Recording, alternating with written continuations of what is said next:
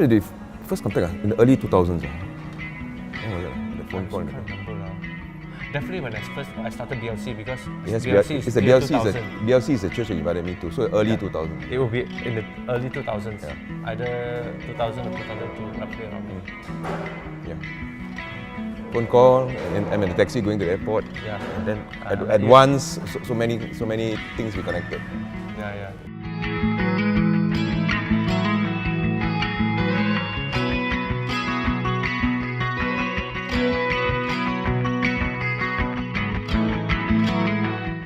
We don't even think about generations. Correct. We are just somehow friends. Well, are we recording by the way? Yeah. Oh yeah. Okay. So, I think when I first met or knew about Soo-Inn, I saw him as a speaker. So this is a speaker I wanted to invite, and then it was actually out of that, then we somehow landed up becoming friends. When I picked up the phone and tried to invite him to speak. All right, now you can take the story from there. Yeah. It's interesting, this term intergenerational, it's not something that enters my mind when I view people. People are people, younger, older, and well, I do mentoring with many young adults, but the kind of categories never enter my mind. I don't function like this. I learn as much, if not more, from them than vice versa. That's why I always like the word friendship. It's a more neutral term. They're just people who care for each other, walking together. So when Sivin called, I think I was in a taxi on the way to KLIA, and then my handphone rang, and this Sivin fellow called and asked me whether I could do something for his church. Sometimes just in the preliminary phone call, you already find a sense of connection, but I must say that was a very difficult time of my life.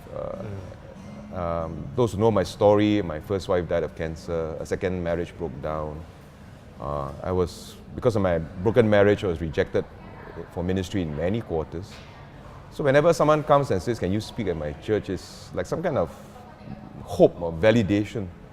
And indeed, in those early days, sometimes it kind of gets too good to be true or whatever. And I went to BLC, spoke once and a number of times, took their church camp, and found a deep sense of love because it's a church full of weird people.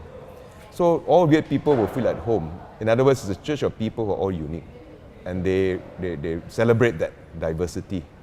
And so it was a healing place for me, an oasis of love and acceptance that really was instrumental in my healing and that key period of my life. But out of that grew this friendship, and I think we've been working together however we can, although geographically often we are separated. But there's some bonds that are always there. So until today, a very treasured friend, Sivin and family. So I'm grateful for this chance even to be together today. You know, I think when we started off, we also had this group that we met once a month.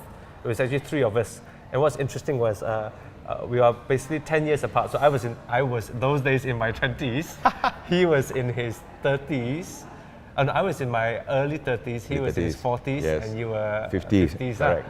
And then we were in the same group. We met together once a month. We shared life. Yep. We read books together, shared on the ministry. And then we would spend the whole morning basically sharing, praying, and then we would spend another hour having lunch together. And we did that for at least a year or two. Plus, yes. Year plus. Or and two, then after that group changed, then we had other groups. And that was when you're geographically nearby, you know. And it was never really about different generations. It was actually when we're there, here we are, pastors, we wanted support for each other, mutual mentoring or mutual support, you know, peer support. I think that was really powerful. And we could say, and we were from different denominations, so we could say anything we want. And complain about our own denomination. No, sorry, kind of It was good. And of course, this was friendship at its best, very safe.